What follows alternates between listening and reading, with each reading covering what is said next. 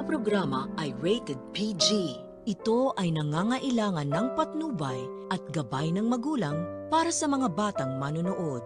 Ikaw ang bawat sana sa lahat ng hiling sa hirap. Yan!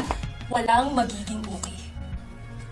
Supak. Ngayong alam na ni Justin ang plano ng kanyang amang si Eric kung paano nito mapapabagsak ang Apex ng madali na hindi sila nahahalata. At ito nga sa pamamagitan ng pagkuha ni Eric sa buong tiwala at loob nitong si Giselle ay gagawin ngayon ni Justin ang kanyang part na lalo siyang magwawala sa harap ng kanyang ina.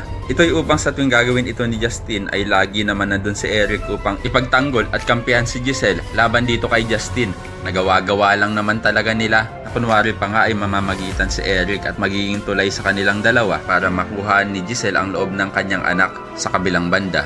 Mukhang nanunumbalik na naman ang feelings nitong si Robert para kay Lynette dahil nang makita niya itong nanginginig sa sobrang takot. At muli niya na naman niyang naramdaman ang yakap ni Lynette at pagmamahal nito. At naiinis rin si Robert kay Carlos dahil nga daw pinapabayaan nito si Lynette na maggalagala sa halip na magpahinga lang sa bahay dahil nga sa hindi pa ito lubusang magaling sa kanyang trauma. Pero ang payo naman ni Dr. Ray kay Robert na dapat niya lang tantanan na si Lynette dahil nga may asawa na itong tao. At wala na daw magagawa si Robert kundi ipaubayan na ang pag-aalala kay Carlos na asawa nito. Sa kabilang banda, mamasamain nga nitong si Carlos nang makita niya ang kanyang asawa na kasama itong si RJ. At feeling talaga ni Doc Carlos na pinagtataksilan siya ng kanyang asawa. At kahit anong paliwanag nga nitong si Lynette ay hindi siya pakikinggan ni Carlos. Sa sobrang galit ni Doc Carlos kay Lynette ay maihahagis niya ang baso na naglalaman ng kanyang iniinom alak. At ito nga'y tatama sa braso ni Lynette na bigla namang dudugo agad. Kaya naman ko isa ka rin sa mga naniniwala na dapat ay mga kakampi naman nila Annalyn ang dapat ipadala ni Direk at hindi puro kontrabida. Ay pakilike ang video na ito and don't forget to subscribe.